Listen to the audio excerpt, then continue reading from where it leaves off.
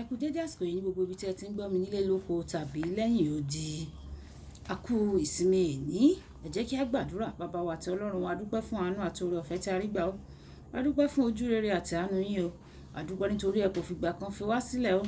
A dúpẹ́ ẹ jẹ́ ká rí ọjọ́ ìsinmi àkọ́kọ́ nínú oṣù kẹfà. Ògo ni fún orúkọ mímọ́ yín o. Ẹ gba ọpẹ́ wa o. Ọ̀rọ̀ náà tí a ò gbọ́ lè ní o tó bá gbé tí ọ̀tún wa wọlé kó má gba tòsì jáde kó ṣe ọkàn àti ayé ara wọn ní rere o. Ọlọ́run aláàánú ẹ̀ ní ọjọ́ àìkú baálẹ̀ ọrọ̀. Ọlọ́run ẹ fi jogún fún wa o. Ká sì bá ọ jọba ní ọjọ́ ìkẹyìn torí tí a gbàdúrà ní orúkọ Jésù Olúwa wa. Àmín. Àmín. Àmín ní orúkọ Jésù. Ìwé ọ̀run ṣíṣí tí a ti ọwọ́ olùṣọ́ àgùntàn Enoch Adeboye kọ. Ení ọjọ́ àìkú ọjọ́ kẹrin oṣù kẹfà. Ení ọjọ́ àìkú ọjọ́ kẹrin oṣù kẹfà. Àkòrí a ó mú àkọ́sórí wa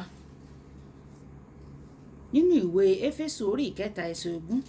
Ṣùgbọ́n àkòrí tí a ó gbéyẹ̀wò sọ wípé kò sí ohun tí Ọlọ́run kò lè ṣe. Kò sí ohun tí Ọlọ́run kò lè ṣe. Àkọ́sórí wa ní ọ̀hún nínú ìwé Éfésù orí ìkẹta ẹsẹ̀ ogún. Orí ìkẹta ẹsẹ̀ ogún. Ǹjẹ́ ẹni tí ó lè ṣe lọ́pọ̀lọpọ̀ ju èyí tí a béèrè tàbí tí à ń rò lọ gẹ́gẹ́ bí agbára tó ń ṣiṣẹ́ nínú wa. Nígbà tí a ó mú bíbélì kíkà wa nínú ìwé Genesis orí ìkejìdínlógún ẹsẹ̀ ìkẹsàn-án dé ìkẹrìnlá. Genesis orí ìkejìdínlógún ẹsẹ̀ ìkẹsàn-án dé ìkẹrìnlá tí ó kà báyìí pé wọ́n sì bi pé níbo ni Sárà aya rẹ̀ wà. Ó sì wí pé ó wà nínú àgọ́. Ó sì wí pé èmi ò padà tọ̀ yín wá o. Ní tòótọ́ ní ìwòyí àmọ́dún sí kíyèsí Sárà aya rẹ̀ yóò ní ọmọkùnrin kan. Sárà sì gbọ́ ní ẹnu ọ̀nà àgọ́ tí ó wà lẹ́yìn ọkùnrin náà. Ǹjẹ́ Ábúráhámù òun Sárà gbọ́, wọ́n sì gbó, wọ́n sì pọ̀ ní ọjọ́. Ó sì dẹ́kun àti máa rí fún Sárà bí ìwà obìnrin.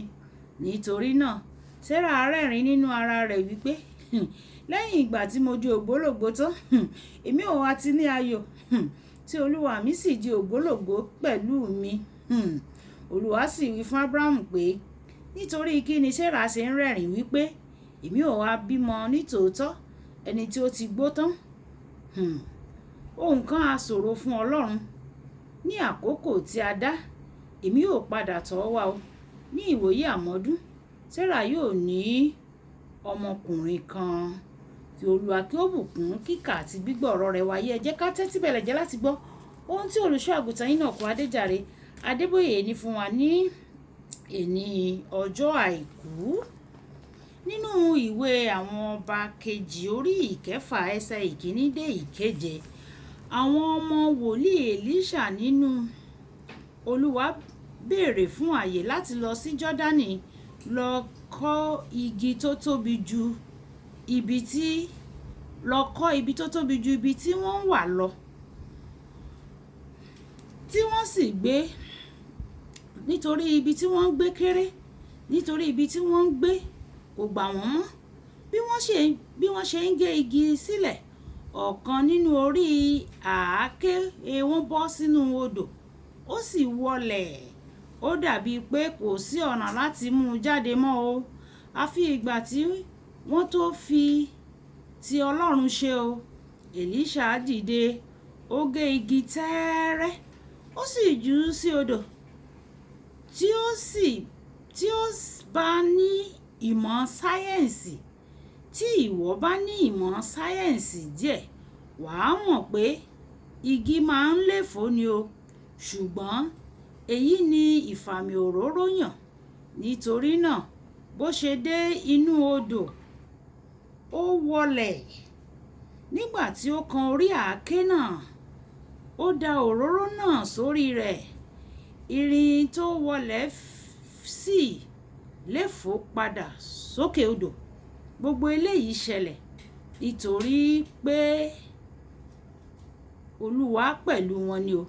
Kò sí ohun tí kò ṣeé ṣe pẹ̀lú Ọlọ́run. Nínú bíbélì kíkà wa tòní, Ábúráhámù àti Sárà ti kọjá ọjọ́ orí ìbímọ. Ọlọ́run bẹ̀ wọ́n wò nígbà tí wọ́n ṣe ní àlejò. Nígbà tí wọ́n ṣe Ọlọ́run ní àlejò, ó wí pé Sarah máa bí ọmọ ní oṣù mẹ́sàn-án o. Bíbélì wí ní ẹsẹ̀ ìkejìlá pé Sarah rẹ́rìn-ín sí inú.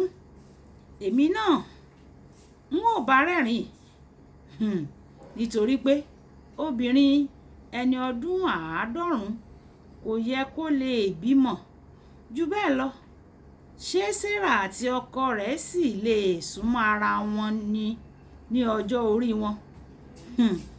Ó parọ́ pé òun kò rẹ́rìn o, ṣùgbọ́n Olúwa wípé lóòótọ́ mo mọ̀ pé o rẹ́rìn. Oṣù mẹ́sàn-án sí àkókò yìí wàá gbé ọmọ tí orúkọ rẹ̀ máa jẹ́ ẹ̀rín. Ní ìjẹ́rìísí ọ̀rọ̀ Ọlọ́run, ní oṣù mẹ́sàn-án Sarah rẹ́rìn nítorí pé bí ó tilẹ̀ jẹ́ pé ọmọ 90 ọdún ni, ó ti di abiyamọ. Kò sí ohun tí Ọlọ́run mi kò lè ṣe o. Mo ní ìròyìn ayọ̀ fún ọ lónìí. Kódà tí o bá ti kọjá ọdún ìbímọ tí o sì ń wojú Olúwa, oṣù mẹ́sàn-án sí ìsinsìnyí wàá gbé ìbejì rẹ lórúkọ Jésù. Àmín. Ọlọ́run tí à ń sìn lè ṣe ohun tí kò ṣeé ṣe. Ìwé Lúùkù orí ìkíní ẹsẹ̀ 47. Nínú ìwé Jeremáyà orí 42 ẹsẹ̀ 27. Ọlọ́run béèrè ìbéèrè ńlá kan o. Wò ó, èmi ni Olúwa, Ọlọ́run gbogbo ẹran ara. Ohun kan aṣòro ṣe fún mi bí?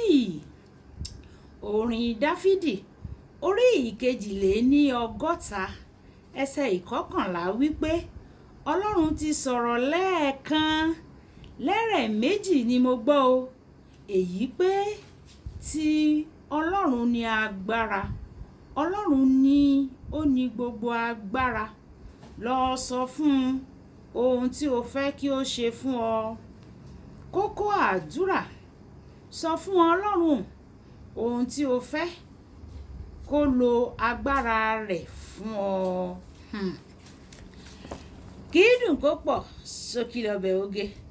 Kí Olúwa kí ó ràn wá lọ́wọ́, kí ó lo agbára rẹ̀ lórí gbogbo ogun ayé wa ní orúkọ Jésù. Olúbùkọ́lá Ayako ní orúkọ mi, ìyá ènìyàn rere, aya ènìyàn rere, ìyá àwọn ọmọ rere àti ọ̀rẹ́ ẹ̀yin ènìyàn rere. A kú ìsinmi èní nígbà tí a máa pàdé lọ́la. Ó dàbọ̀.